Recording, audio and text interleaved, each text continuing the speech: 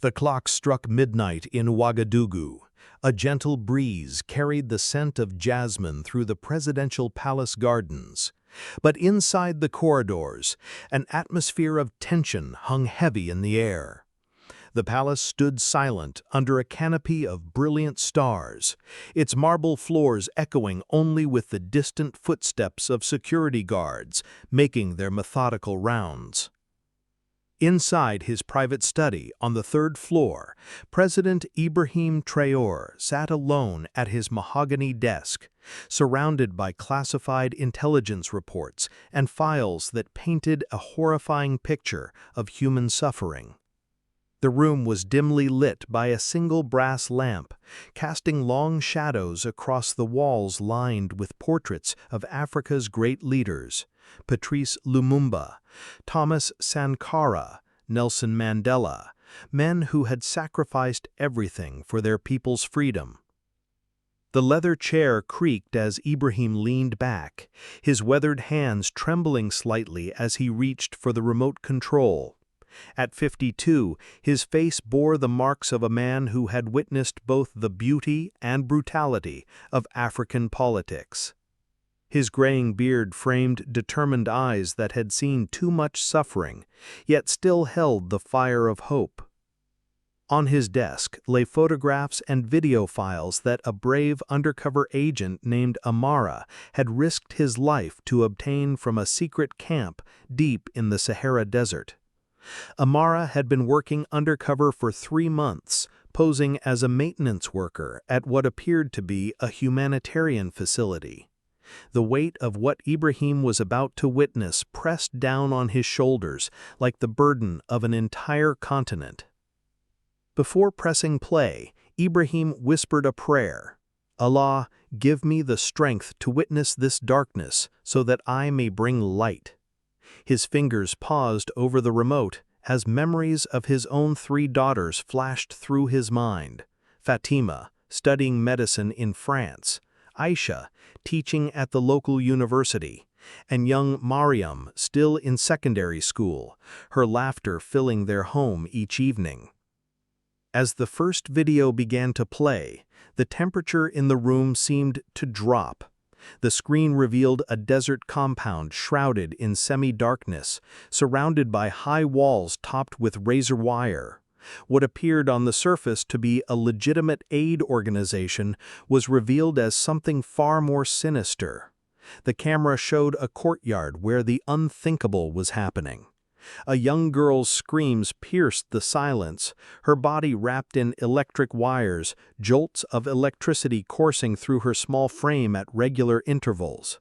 She writhed in agony while her captors, men with cold, dead eyes, laughed with cruel satisfaction. They spoke in broken Arabic and French, their voices devoid of any human compassion. Ibrahim's jaw clenched as he watched this assault on humanity unfold before his eyes. His hands gripped the armrests of his chair so tightly that his knuckles turned white. The girl's name was Lena, 17 years old, stolen from her village of Bulsa 6 months ago under the false promise of education in the capital. Her file revealed she had been the brightest student in her class, dreaming of becoming a teacher. The video continued, revealing more horrors that made Ibrahim's stomach churn. Another voice could be heard in the background, a small child repeatedly crying, "Mama, Mama, where is my mama?" in the Moray language. This was Liza, barely 10 years old, sold by her desperate stepmother for 2 bags of rice when a severe drought had devastated their crops and brought the family to the brink of starvation. Then came a third voice, cold and exhausted, but steady with an inner strength that defied her circumstances. It belonged to Hadia, an 18-year-old student from the University of Ouagadougou who had been kidnapped while walking home from an evening study session. With a blindfold covering her swollen eyes, she softly recited verses from the Quran, finding strength in faith even in her darkest hour. And whoever saves a life, it is as if he has saved all of mankind. Ibrahim's hands shook as he held the remote. Each electric shock seemed to pierce his own heart, each cry of pain echoing in his soul like the wails of his own daughters. These weren't just statistics or intelligence reports spread across his desk. These were daughters, sisters, dreams destroyed by human greed and international indifference. The final video showed the processing center, where girls were prepared for transport to various destinations across North Africa and the Middle East. They were branded with small tattoos, given false documents, and forced to memorize fabricated stories. The systematic nature of the operation was breathtaking in its cruelty. "These are our daughters," he whispered to himself, his voice breaking with emotion as tears rolled down his weathered cheeks. "Our daughters are suffering while the world debates jurisdiction and bureaucracy." He stood up and walked to the window, gazing out on the sleeping city of Ouagadougou.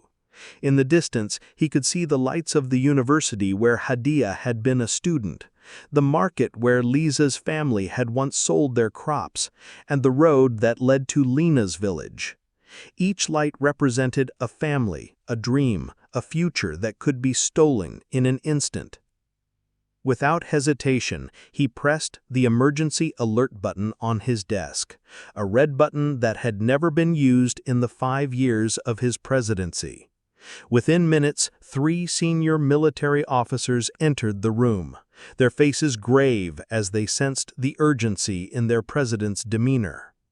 The palace's secure communication systems activated automatically, sealing the room from any external surveillance.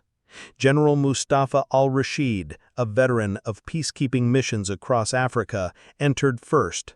Behind him came Commander Hassan Ouidagra, whose family had served Burkina Faso's military for 3 generations, and Colonel Amina Sawadogo, one of the few women to reach such high military rank in West Africa, and an expert in covert operations.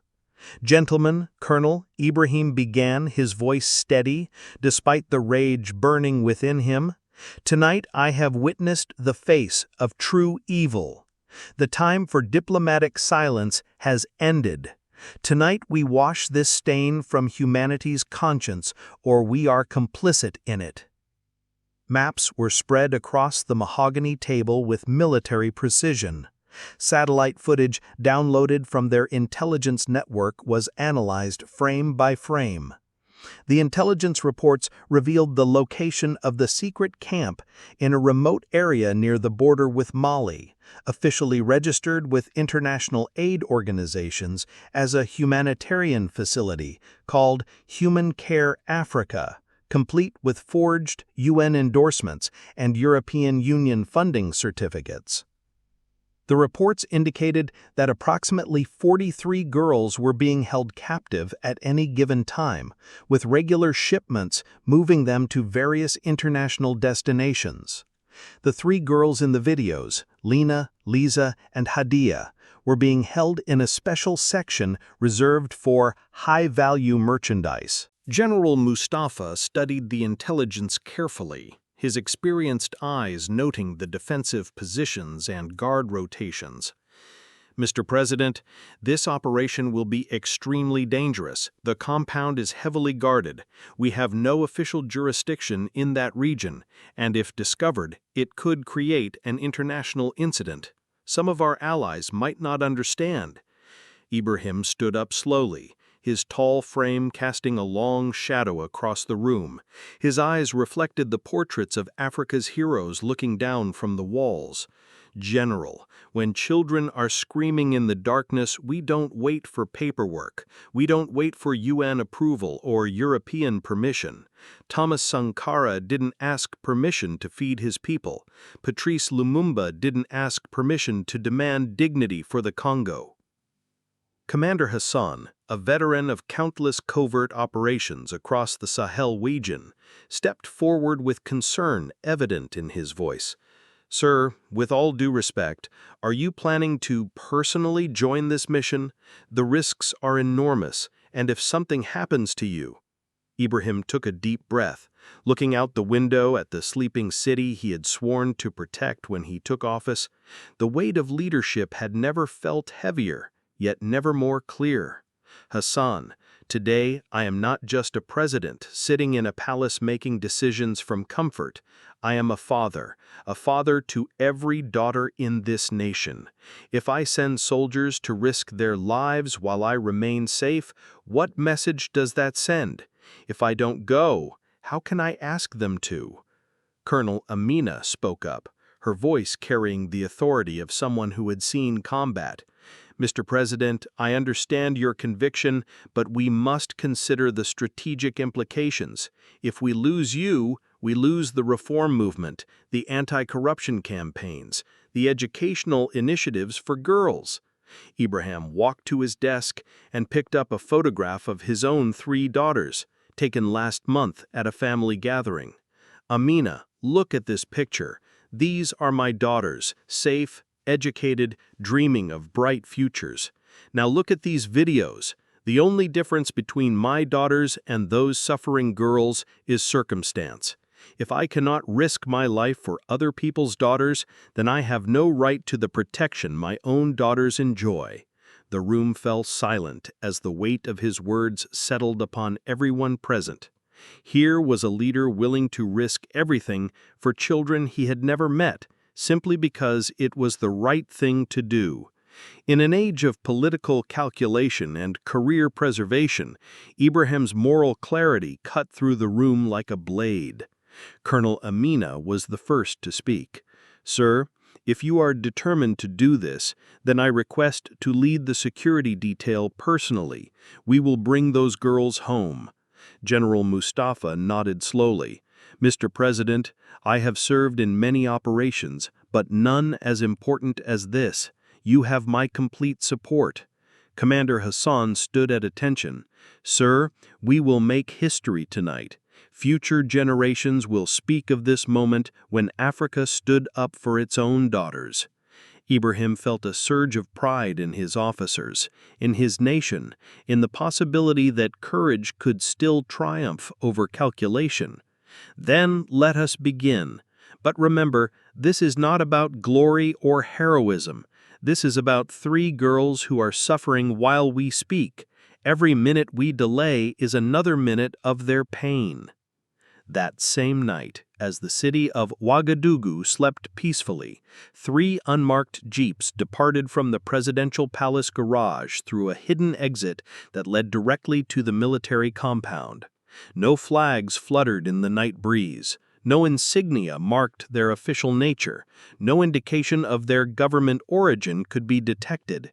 Each vehicle carried elite commandos from the Presidential Guard, equipped with silencer-fitted rifles, night vision equipment, and dressed in local civilian clothing to avoid detection by hostile forces or international observers. The convoy included a medical team led by Dr. Safia Kabore, a trauma specialist who had volunteered for the mission despite its dangers. She carried emergency medical supplies and sedatives, knowing that the rescued girls would likely be in severe physical and psychological distress. They traveled through desolate desert roads that few maps showed, navigating by GPS coordinates and ancient star patterns that desert dwellers had used for centuries. The route had been carefully planned to avoid main highways, where they might be spotted by hostile forces, international surveillance, or curious travelers who might report their movement to the wrong people. The Sahara stretched endlessly before them, its silence broken only by the low hum of engines and the steady breathing of determined men and women on a rescue mission that would change their lives forever. The desert held its own kind of beauty, vast dunes sculpted by wind, star-filled skies untouched by city lights, and an ancient silence that had witnessed the rise and fall of empires. Ibrahim sat in the 3rd jeep, dressed in simple civilian clothes, a worn jalala and traditional cap that made him indistinguishable from any local traveler crossing the desert for trade or family visits. But his eyes, Those eyes carried the fire of leadership that no disguise could hide. Beside him sat General Mustafa, intelligence specialist Abu Tanimu, and Colonel Amina, all dressed in similar civilian attire. As they drove deeper into the Sahara, Ibrahim found himself lost in thought about the path that had brought him to this moment. He remembered his own childhood in a small village, watching his sister forced to leave school at age 12 to help support the family. He remembered his mother's tears when she couldn't afford to send him to secondary school, and how a scholarship from a Catholic mission had changed his life's trajectory. Ya Allah, he prayed silently, looking up at the vast starry sky that seemed to stretch into infinity. If I remain silent in the face of such injustice, this evil will never end. Give me the courage to be the voice for those who cannot speak. At that moment, a shooting star streaked across the heavens, its brilliant trail lasting for several seconds before fading into the darkness. Colonel Amina, who was driving, pointed it out. "Mr. President, in our tradition, that is a sign of blessing for a righteous mission." Ibrahim nodded, feeling a sense of divine approval for their dangerous journey. Perhaps the ancestors are watching over us tonight. The convoy reached the outskirts of an abandoned village called Tin Taborak just before dawn. The skeletal remains of mud brick houses stood like silent witnesses to dreams long dead. Beyond the village, scattered military-style tents, prefabricated buildings, and a high wall topped with razor wire marked their destination. Outside hung a pristine blue sign reading Human Care Africa in English, French, and Arabic, complete with a professional logo designed to fool international inspectors and aid organizations. But Ibrahim and his team knew the truth behind this carefully constructed facade.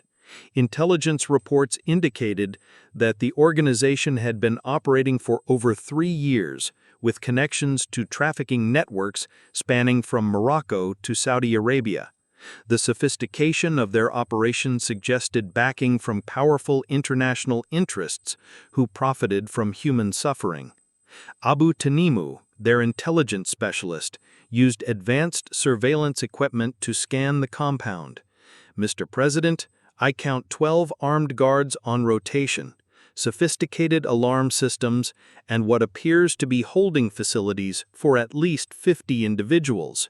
The operation is larger than we initially estimated." Colonel Amina checked her weapons and communication equipment. "Remember," she whispered to the team as they prepared their gear, "we complete everything before sunrise. No cameras, no witnesses, no loose ends. These girls disappear into the night, and by morning they're ghosts." Ibrahim felt the weight of command settling on his shoulders as he prepared to enter enemy territory. "Remember, we're not here for revenge or glory. We're here for 3 daughters who need their father to bring them home." General Mustafa signaled the team to spread out in a tactical formation they had practiced countless times. Using thermal imaging and acoustic surveillance equipment, they monitored every movement behind the compound walls. Heat sensors revealed clusters of human figures in one large tent, some sleeping restlessly, some crying quietly, others staring blankly at the ceiling in traumatized silence. The technology also revealed the compound's security weaknesses: guard rotation patterns, blind spots in their surveillance, and the location of the power generator that could be disabled to create darkness for their operation. Colonel Amina, using her specialized military communication codes, reported back to Ibrahim. 3 individual heat signatures are being held separately in a black tent on the eastern side of the compound. Based on the intelligence files, these are likely our primary targets: Lena, Lisa, and Hadia. Ibrahim nodded grimly, his heart pounding with a mixture of anticipation and dread. "Colonel, initiate the operation. It's time to bring our daughters home." The operation began not with explosions or gunfire, but with the precise surgical skill of trained professionals who understood that stealth was their greatest weapon. Electronic lock-picking devices supplied by their intelligence services opened perimeter doors silently while guards were neutralized using a combination of pressure point techniques and mild sedatives that left them unconscious but unharmed. Ibrahim had been explicit in his instructions: minimal violence, no permanent injuries to guards who were likely desperate men forced into this work by circumstance. The true evil lay with the organizers and financiers who created this system of human trafficking. The team moved through the compound like shadows, communicating through hand signals and whispered commands. Dr. Safia followed closely behind, her medical bag ready for whatever conditions they might find the captive girls in. As Ibrahim entered the compound, his heart pounded with a mixture of righteous anger and paternal protectiveness. The reality of the place was worse than the videos had shown. The smell of fear and desperation hung in the air like a physical presence. He moved directly toward the tent Colonel Amina had identified, his footsteps muffled by the desert sand. When he lifted the dark canvas flap of the first tent, a soft whimper greeted him from the darkness within. As his eyes adjusted, he saw a frail figure lying on a thin mat, torn clothes hanging off her skeletal frame, tangled hair matted with dirt and dried blood, wounds on her face and arms, and eyes that seemed to have lost all hope of ever seeing daylight again. This was Lena. Ibrahim knelt down beside her with the tenderness of a father approaching his own injured child.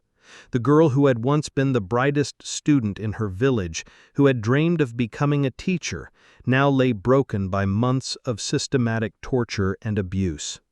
Lena tried to open her eyes at the sound of movement, but her eyelids barely had the strength to lift. Her lips were cracked and bleeding, her breathing shallow and labored. When she saw a man approaching, her first instinct was to curl into a defensive position, expecting more pain. Who are you?" she asked, in a voice barely above a whisper, the words coming out in broken Moray, mixed with Arabic phrases her captors had forced her to learn. Ibrahim gently lifted her into his arms with infinite care, as if she were made of the finest porcelain.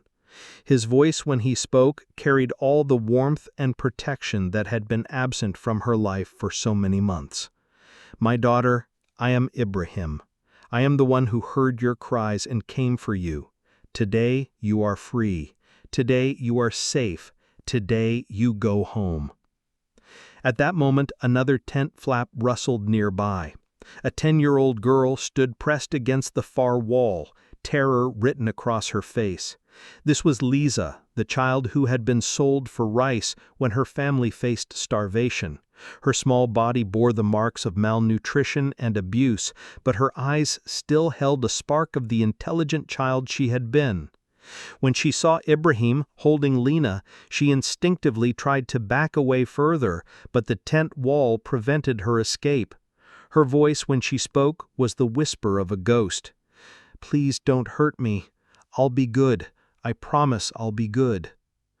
Colonel Amina stepped forward, removing her tactical helmet to reveal her face, a woman's face, gentle and maternal.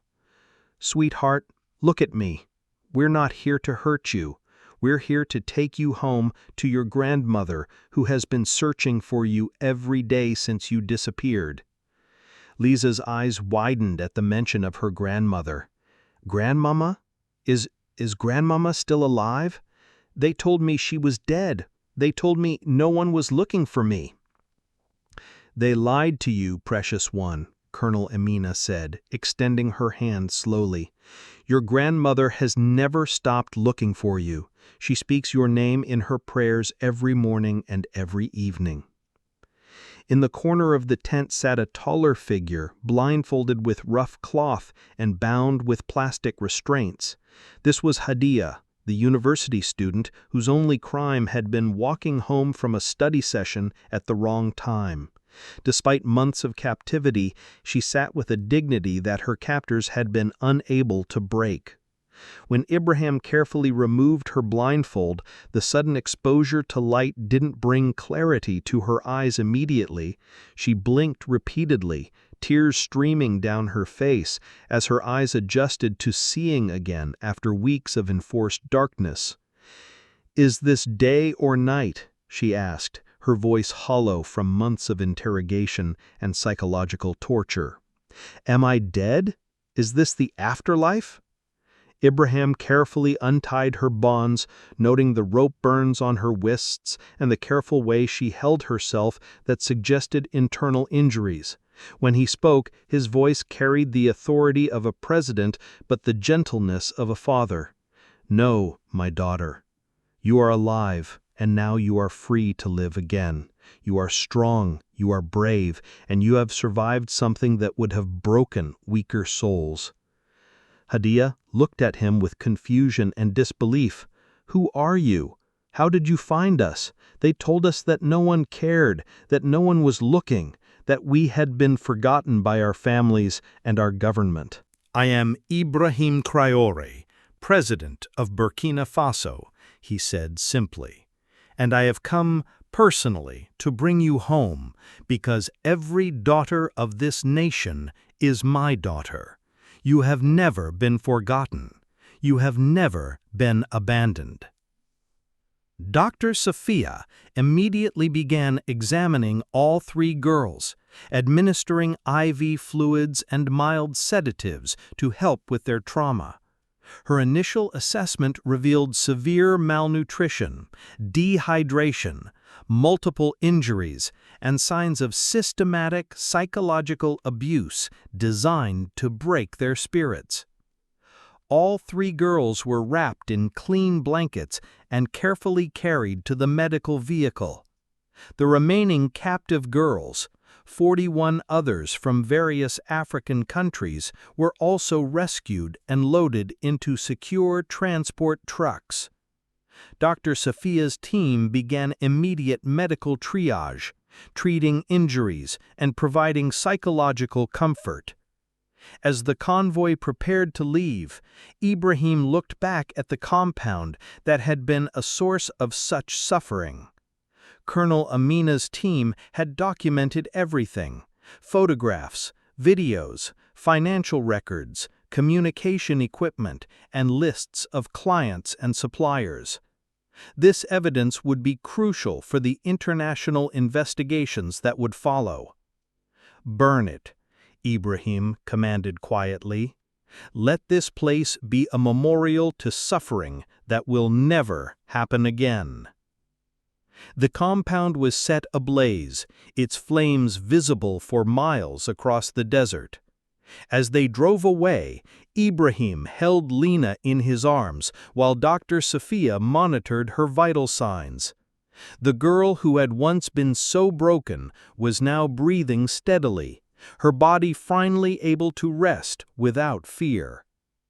The return journey took 2 full days, filled with medical care, psychological support, and the slow process of helping traumatized souls remember what safety felt like.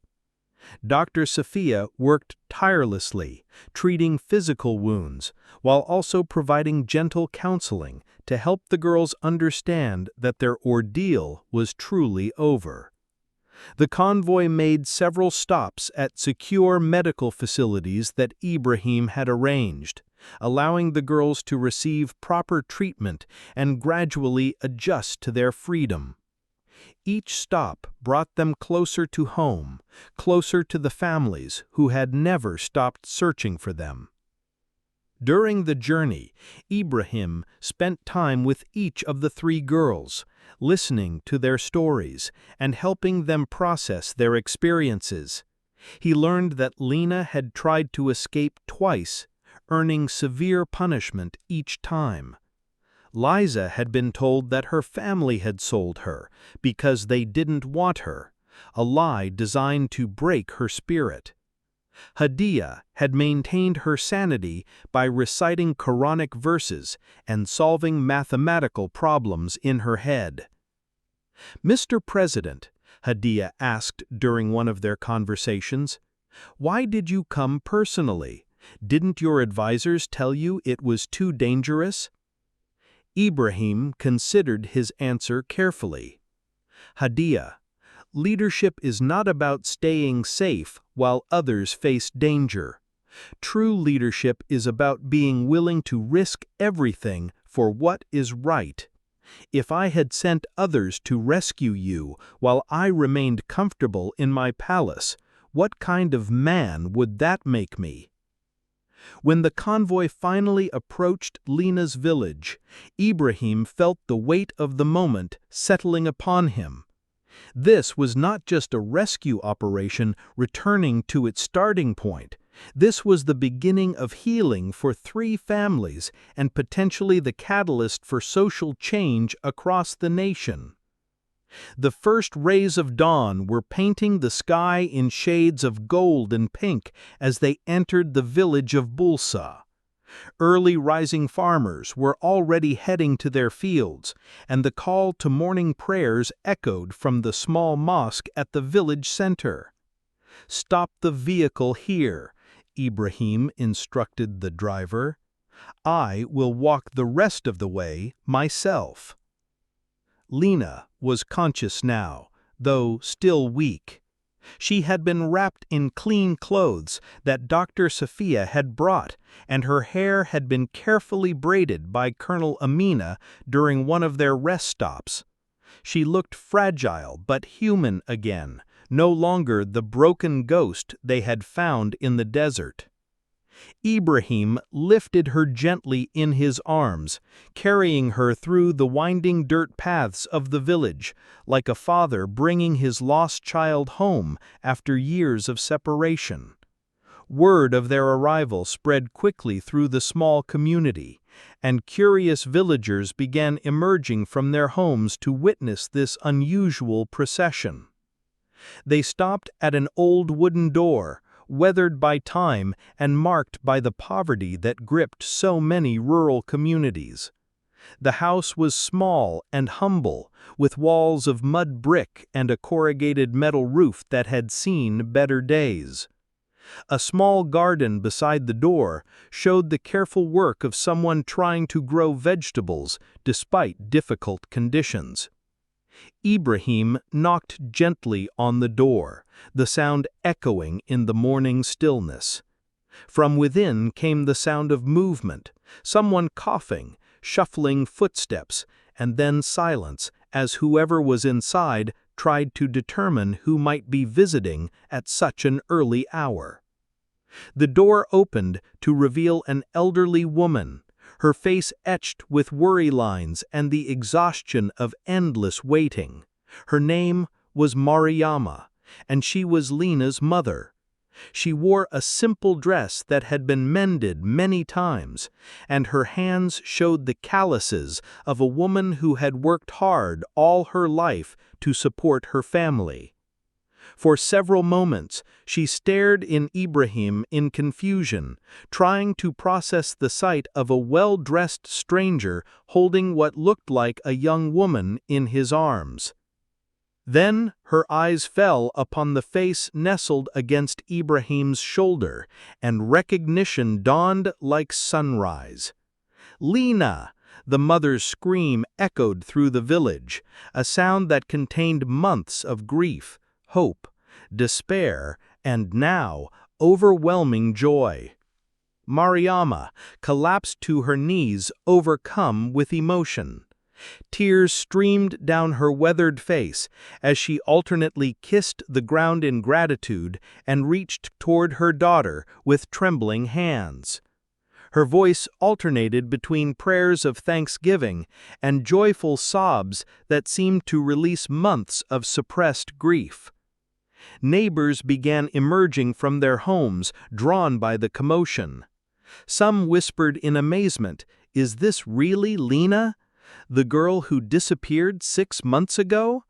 Others asked, "Who is this man who brought her back? How did he find her?"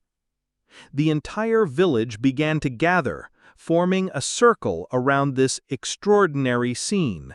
Children peeked out from behind their parents, elderly men removed their caps in respect, and women began ululating, the traditional expression of joy that echoed across the African continent for generations.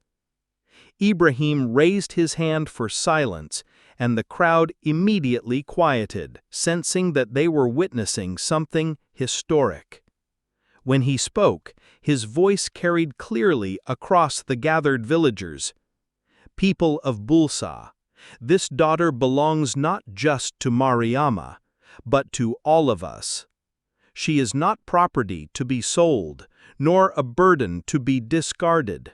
She had dreams of becoming a teacher, of bringing knowledge to this village, and we have saved not just her life, but her dreams. He gently transferred Lena to her mother's arms, the reunion so powerful that several witnesses began weeping openly.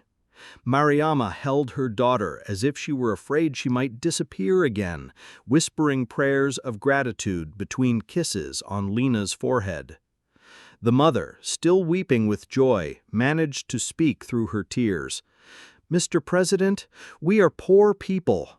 When the drought came, when there was no food, when men came offering money for my daughter's education in the city, I am ashamed to say that poverty defeated my motherly instincts.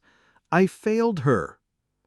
Ibrahim gently took the older woman's hand and spoke with deep compassion. "Mariama, no mother sells her daughter willingly. Circumstances sell them. Poverty sells them. Desperation sells them.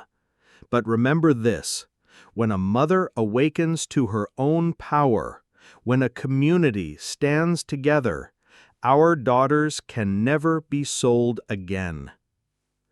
The mother embraced her daughter more tightly, and Lena's lips moved slightly, whispering, "Mama," in a voice barely audible but filled with the relief of being truly safe for the first time in months.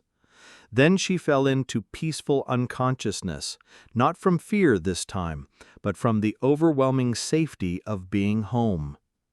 Dr. Safia stepped forward to examine both mother and daughter, ensuring that the emotional reunion didn't compromise Lena's medical needs. She quietly explained to Mariama the care that Lena would need in the coming weeks and months: proper nutrition, medical follow-up, and psychological counseling to help her heal from the trauma. The next morning, before the sun had fully risen over the Sahara, Ibrahim's convoy was already traveling toward another village, this time carrying 10-year-old Liza. The child, who had been sold by her stepmother for 2 bags of rice during a terrible drought, sat quietly in the vehicle, her small hands folded in her lap. Liza's recovery had been the most challenging of the 3 girls. At only 10 years old, she had endured experiences that would have broken adult minds. Dr. Safia had noted signs of severe psychological trauma, selective mutism, hypervigilance, and an inability to trust any adult figure. During the journey, Colonel Amina had taken special care of Liza, understanding that the child needed to see strong, protective women in order to begin healing. Slowly, patiently, she had helped Liza eat small portions of food, drink water, and even managed to get her to speak a few words about her memories of home. "I remember my grandmother's voice," Liza had whispered during one of their rest stops. "She used to tell me stories about brave princesses who saved their kingdoms. She said I could be a brave princess too." Liza's village was smaller and poorer than Lena's, located in a region that had been particularly hard hit by climate change and economic neglect. The drought that had forced her family to make desperate choices was part of a larger pattern affecting the entire Sahel region, where traditional farming methods were failing and families faced impossible decisions for survival. When the vehicle stopped in the village's dusty main street, Ibrahim personally lifted Liza into his arms. The child who had once trembled at any stranger's approach now felt safe in the president's embrace, though her eyes still showed the wariness of someone who had learned that adults could not always be trusted. Villagers slowly emerged from their modest homes, unaware that they were about to confront a truth that had been buried for months. The sight of their president carrying a small child immediately drew attention and curiosity. Ibrahim arrived at a small hut made of mud bricks and thatched with dried grass. The dwelling was even more modest than most in the village, showing the extreme poverty that had led to such desperate measures. When he knocked on the wooden door, the sound seemed to echo with the weight of justice. The door opened to reveal a woman in her 30s, her face immediately going pale with recognition when she saw the child in Ibrahim's arms. This was Salimata, Liza's stepmother, the woman who had made the decision to sell her stepdaughter rather than find another solution to their family's crisis. She immediately recognized the child she had treated not as a person with rights and dreams, but as commodity to be traded for survival. Her hands began to shake as she tried to back away, but the small confines of her home prevented escape. Ibrahim's eyes fixed on her with stern judgment, his voice carrying the authority of both a president and a moral leader. "Salimata, do you recognize her? This is the same child you treated not as a person with rights and dreams, but as property to be sold. Do you have any comprehension of what she endured because of your decision?" A crowd had gathered behind Ibrahim, every face showing a mixture of shock, shame, and uncomfortable recognition. Many in the village had known that Liza had disappeared, but few had asked questions or demanded answers. Their collective silence enabled this tragedy. The woman's lips began to tremble as she tried to formulate an excuse, pressing herself against the wall as if she could disappear into it. "Forgive me, I was desperate. The drought killed our crops. There was no food. The children were starving. I didn't know. I thought they were taking her to school in the city." Ibrahim responded with firm conviction, his voice carrying across the gathered crowd. "Desperation never gives anyone the right to become a monster. Poverty does not excuse selling a child's innocence and future. You sold a child's soul for rice, and that choice has consequences." With a simple gesture from Ibrahim, 2 security officers stepped forward to take the woman into custody. Legal proceedings had already been initiated against her under Burkina Faso's strengthened anti-trafficking laws. Justice would be served, but more importantly, her case would serve as a warning to others who might consider similar actions. The woman began screaming as she was led away. "What about my other children? Who will feed them? The government gives us nothing. What choice did I have?" Ibrahim watched her removal with mixed feelings, anger at her choices, but also recognition of the systemic poverty that created such impossible situations. "Your other children will be cared for by the state," he announced to the crowd. "But they will be cared for as children should be, with education, nutrition, and dignity." An uncomfortable murmur spread through the crowd as villagers exchanged glances, avoiding eye contact with each other and with Ibrahim. The truth was that many people had suspected what happened to Liza, but no one had spoken up. Today, their silence had become complicity in a crime against innocence. Suddenly, an elderly woman pushed through the crowd with determination. She was bent with age, but moved with purpose, her weathered face showing both sorrow and fierce love. When she saw Liza in Ibrahim's arms, she covered her face with her hands and began to weep. "This is my granddaughter," she said in a voice broken by months of grief. "My name is Fatumata, And this is my blood, my heart.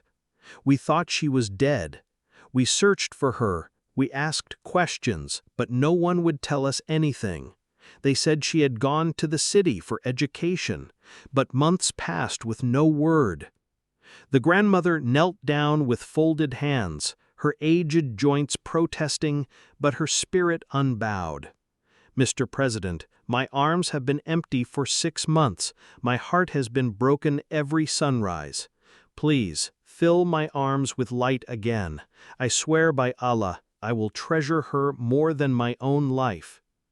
Ibrahim looked at Liza, whose eyes had brightened slightly at hearing her grandmother's voice. For the first time since her rescue, the child showed a spark of recognition and hope.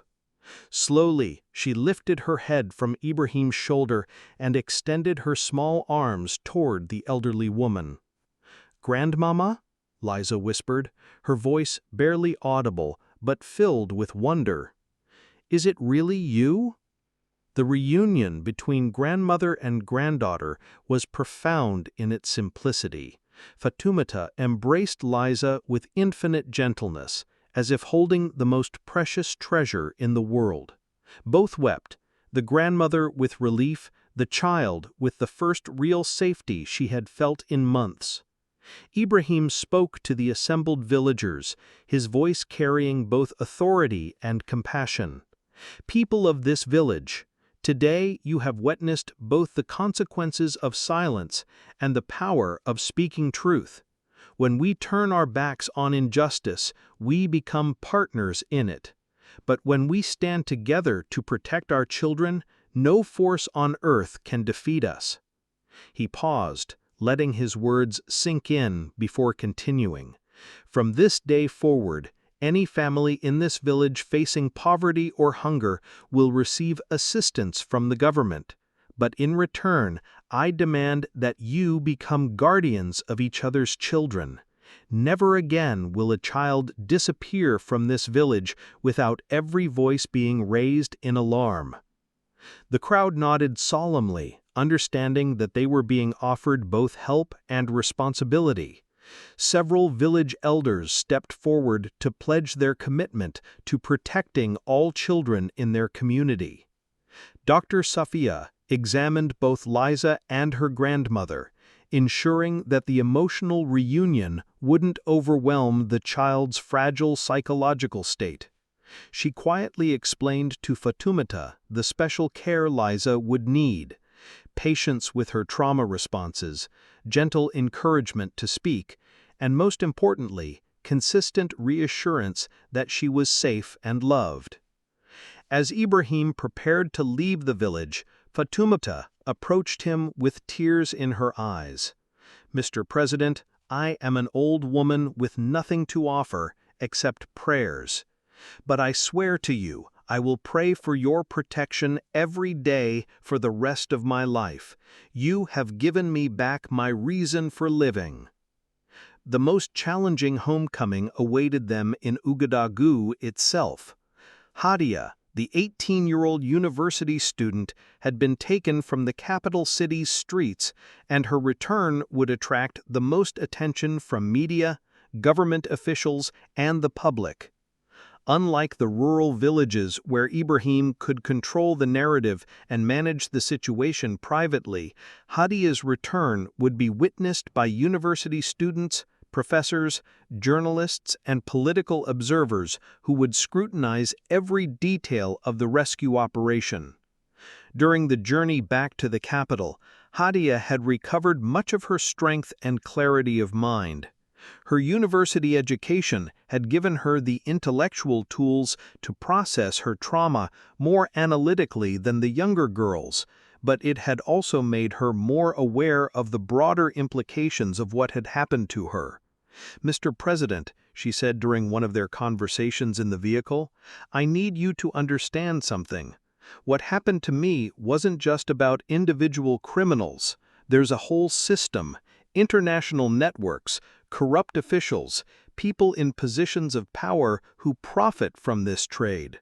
My rescue is just the beginning, not the end." Ibrahim nodded gravely. "Hadia, That's exactly why I came personally. This wasn't just about saving 3 girls. It was about sending a message that this system will be dismantled, piece by piece, person by person.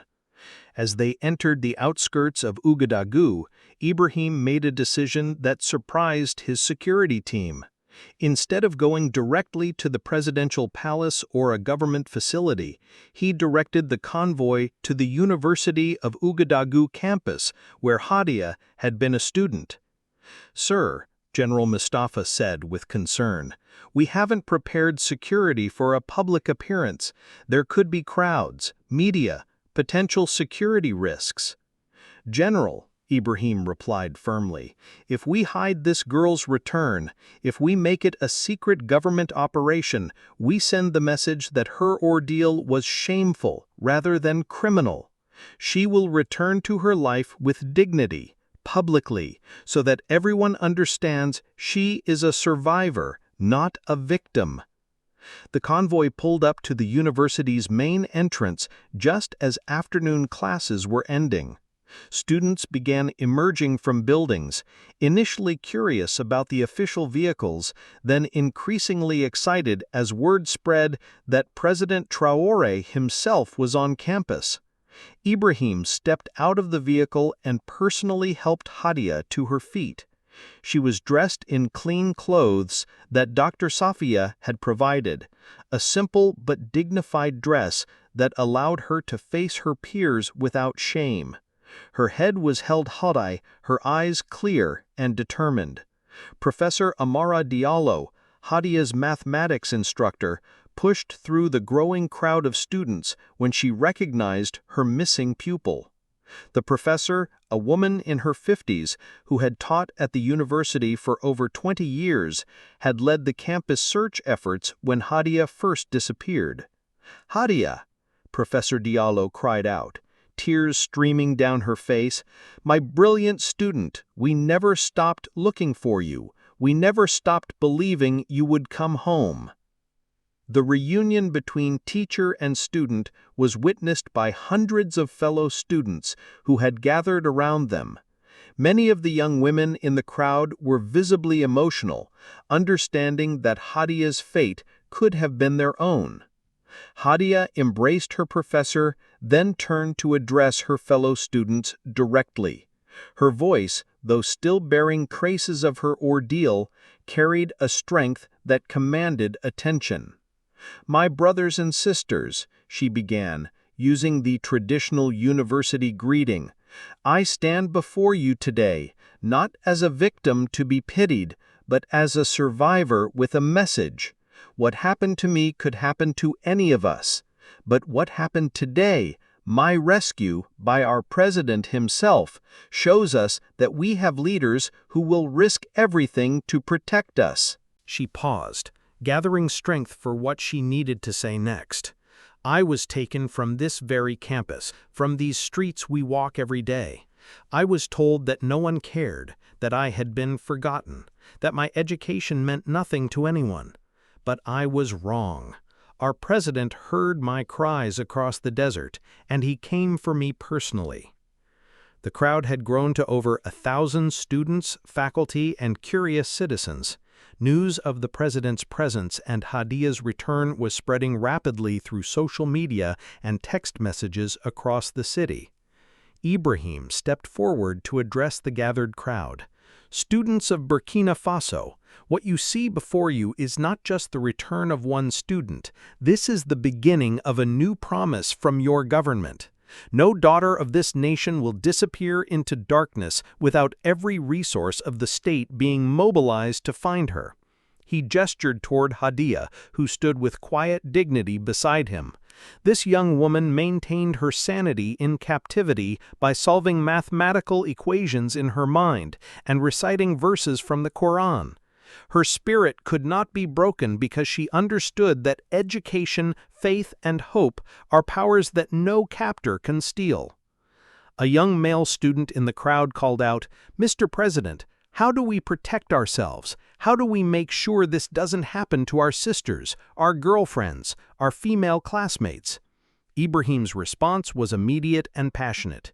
"Young man, protection comes through vigilance, through community, through refusing to accept that women walking our streets at night is abnormal or dangerous.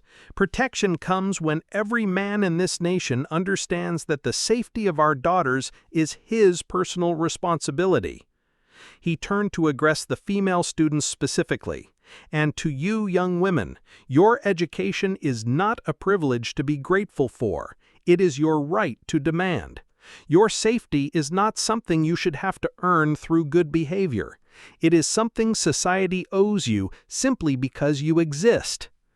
The crowd erupted in applause and cheers, many students raising their fists in solidarity. The energy was electric, the sense that they were witnessing a historic moment palpable in the air. Professor Diallo stepped forward to speak. "Mr. President, on behalf of the entire university community, we thank you for bringing our daughter home. But more than that, we thank you for showing us what true leadership looks like. You have restored our faith in government." As the crowd began to disperse, many students approached Hadia individually to welcome her back and offer support. Some shared their own stories of narrow escapes, dangerous situations, or friends who had disappeared and never been found. That evening, Ibrahim returned to the presidential palace, but his work was far from finished. The rescue of 3 girls had been successful, but the intelligence gathered during the operation had revealed a trafficking network that extended far beyond one desert compound. In his private study, surrounded by the same portraits of African leaders that had inspired him to act, Ibrahim reviewed the evidence his team had collected. Financial records showed connections to organizations in Morocco, Algeria, Libya, and several European countries.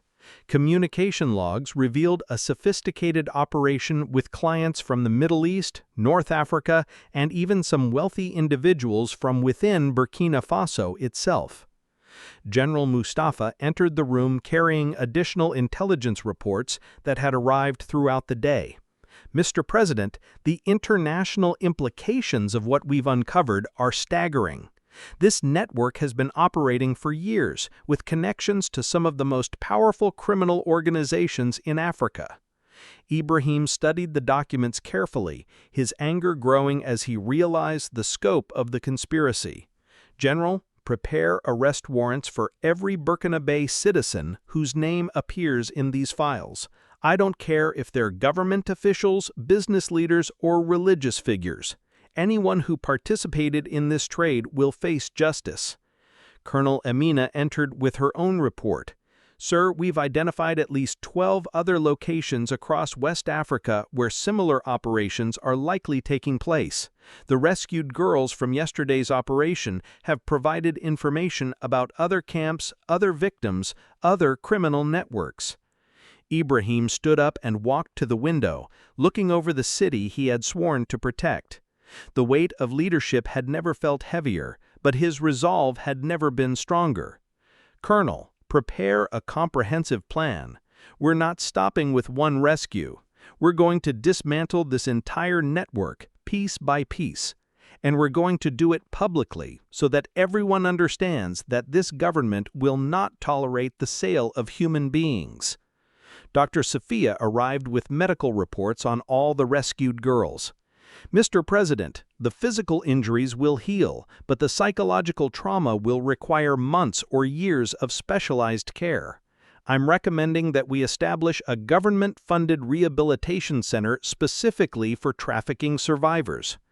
Ibrahim nodded immediately. "Do it. Whatever resources you need, whatever staff you require, whatever facilities are necessary, you have unlimited support. These girls deserve not just rescue, but complete restoration of their lives and dreams." Over the following days, Ibrahim's administration launched what would become known as the Desert Justice Campaign. Arrest warrants were issued for 43 individuals identified in the trafficking network's records.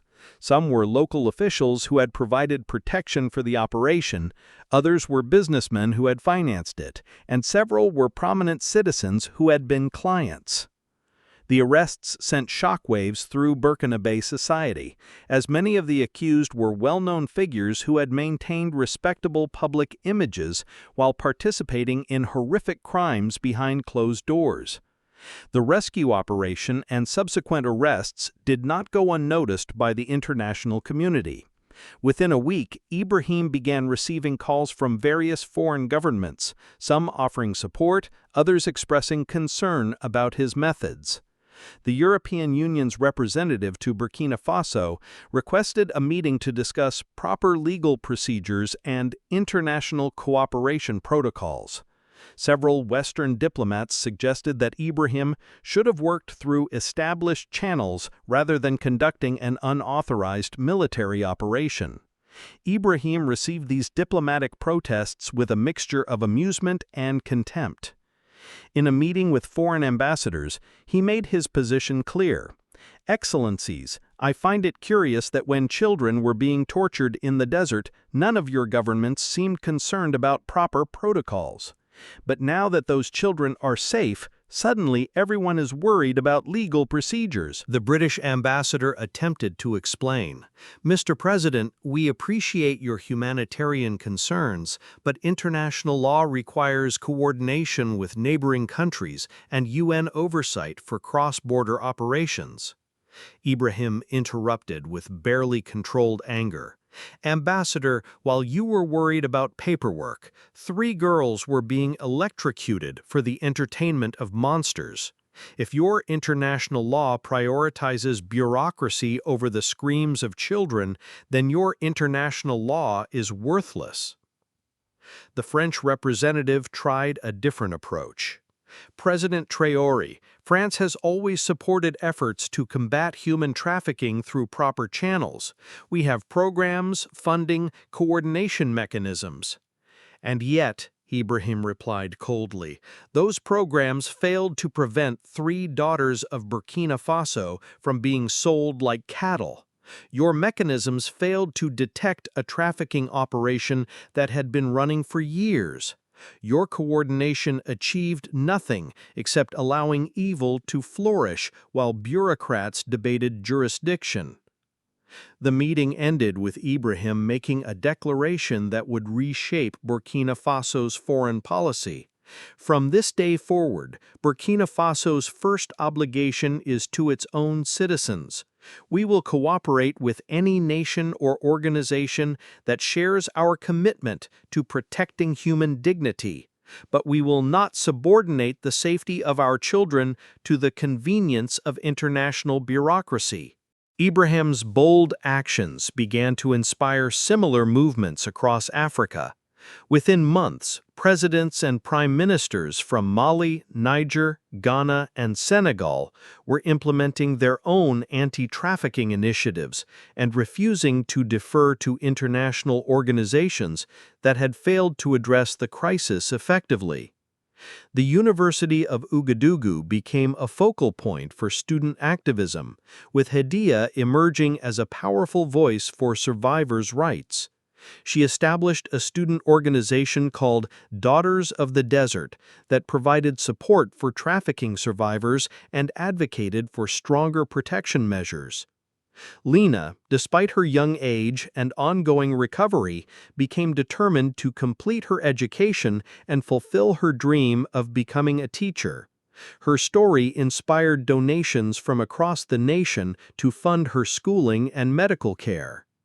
Lisa, under her grandmother's loving care, slowly began to heal from her trauma. She showed remarkable resilience and within months was helping her grandmother tend their small garden and even attending school again. The international criminal network that had been exposed began to crumble as other African governments, inspired by Ibrahim's example, launched their own investigations and rescue operations. The desert compound that had been destroyed became a symbol of what could be achieved when moral courage overcame political calculation. 1 year after the rescue operation, Ibrahim stood in the same study where he had first watched those horrific videos. The room looked the same, but the man in it had been transformed by the experience of placing justice above comfort, courage above caution. On his desk lay reports showing the results of the Desert Justice Campaign. 127 trafficking survivors rescued, 89 criminals convicted and imprisoned, and 15 international criminal networks disrupted. But more importantly, not a single case of human trafficking had been reported in Burkina Faso for 6 months. The 3 girls whose rescue had started this transformation were thriving. Lena had returned to school and was excelling in her studies, her dream of becoming a teacher stronger than ever. Lisa had not only recovered from her trauma, but had become an advocate for children's rights, speaking at schools about the importance of community protection. Hadia had completed her university degree and was pursuing graduate studies in law, specializing in human rights and international criminal justice. A soft knock on the door interrupted Ibrahim's reflections. His aide announced that the 3 girls and their families had arrived for their annual reunion, a tradition that had begun as a medical follow-up but had evolved into a celebration of survival and hope. When Lena, Lisa, and Hadia entered the study, Ibrahim saw not the broken victims he had rescued from the desert, but 3 strong, confident young women who had transformed their suffering into purpose. Hadia spoke for all of them. "Mr. President, we've come to thank you again, but also to tell you about our plans. We're establishing a foundation called the Lion's Daughters to rescue other trafficking victims and prevent future cases. We want to turn our pain into power for others." Ibrahim felt a surge of pride that had nothing to do with political achievement and everything to do with paternal love. "My daughters, you have already given me the greatest gift a leader can receive, the knowledge that courage creates more courage, that justice inspires more justice." Lena stepped forward with a letter in her hand. "This is from my mother. She wanted me to read it to you." She cleared her throat and began. "Mr. President, when you brought my daughter home, you returned not just her life but her dreams, her future, her right to hope. Because of your courage, she will become the teacher she always wanted to be. Because of your justice, no other mother in our village will face the choice I faced. You are truly the Lion of Africa, and we are proud to be your people." As the 3 young women and their families shared updates about their lives, their achievements, and their dreams, Ibrahim realized that the true victory had not been in the dramatic rescue operation or the international attention it had generated. The true victory was in this room, in these conversations, in the transformation of trauma into triumph.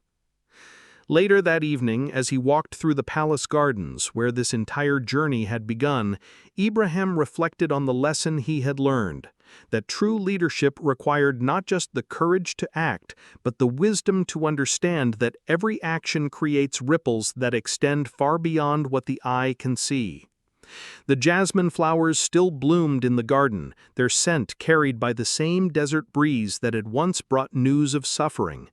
But now that breeze carried something else, the knowledge that when a leader chooses justice over comfort, when a nation chooses courage over convenience, even the darkest evil can be overcome. In the distance, the lights of Ouagadougou twinkled like stars, each representing a family, a dream, a future that was now more secure because one man had decided that some things are worth risking everything to protect. The Lion of Africa had roared, and the sound had echoed across a continent, reminding the world that true strength lies not in the ability to cause suffering, but in the courage to end it.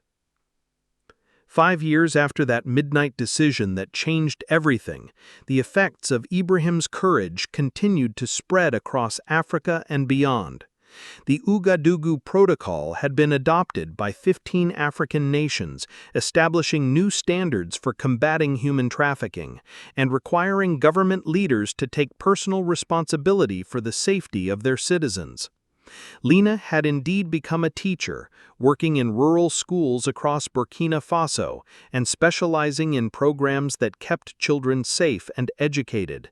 Her classroom walls were decorated with pictures of her students' achievements, and her gentle strength inspired everyone she met. Liza, now 15, had become a youth advocate who traveled to schools across West Africa, sharing her story and teaching children about their rights and safety. Her grandmother Fatoumata often accompanied her, the two representing the unbreakable bond between generations united in protection and love. Hadia had completed her law degree and was working with international human rights organizations, but always returned to Burkina Faso to continue her work with trafficking survivors. Her organization, Daughters of the Desert, had rescued over 300 girls and young women from similar situations. Ibrahim continued to serve as president, but his legacy was already secure. He had proven that true leadership means being willing to risk everything for what is right, and that sometimes the most important decisions are made not in conference rooms or parliament buildings, but in the quiet moments when conscience demands action. The presidential study still contained the same portraits of Africa's great leaders, Lumumba, Sankara, Mandela, but now it also held a new photograph.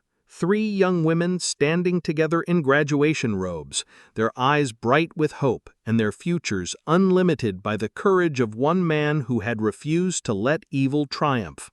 The Lion of Africa had shown the world that heroes are not born in legend, but forged in the crucible of moral choice. And in doing so, he had reminded humanity that no matter how dark the night, dawn always comes for those brave enough to seek it. The end.